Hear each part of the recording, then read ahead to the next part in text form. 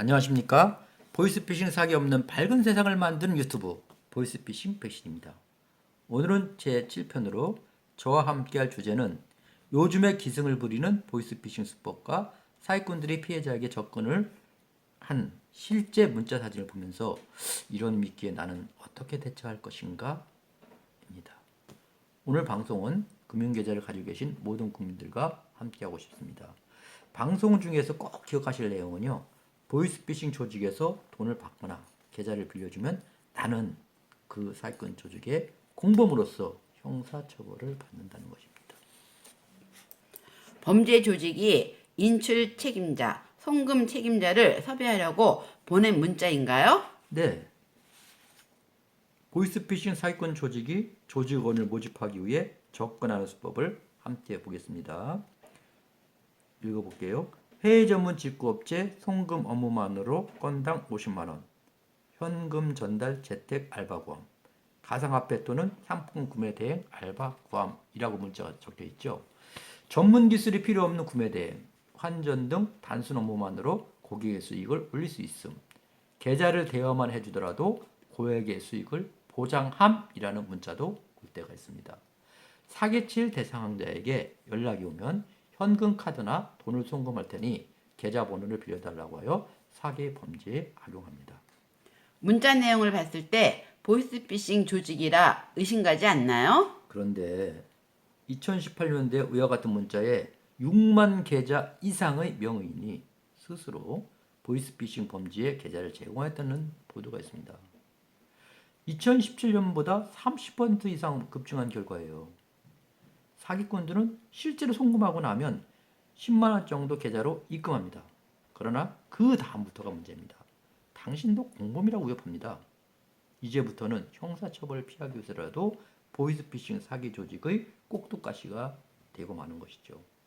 더 큰 문제는 10만 원을 입금받는 순간 당신은 보이스피싱 조직의 공범이 되고 당신이 또 한 사람을 보이스피싱 사기 피해자로 만든다는 것이죠. 인출 책임자, 송금 책임자를 모집한다는 내용이 담긴 문자 사진을 보시고 계십니다. 역시 인출 책임자, 송금 책임자를 모집한다는 내용이 담긴 두 번째 문자 사진입니다. 메신저 피싱의 특징은 무엇인가요? 메신저 피싱은 당신이 아는 사람 이름과 프로필 사진을 도용하고 그 사람이 사용하는 문자를 모방하면서 접근한다는 것입니다. 휴대폰 고장 등을 이유로 통화를 회피하고 긴급하다고 하면서 주로 300만 원 이하 정도의 소액을 타인 계좌로 송금하도록 요구합니다.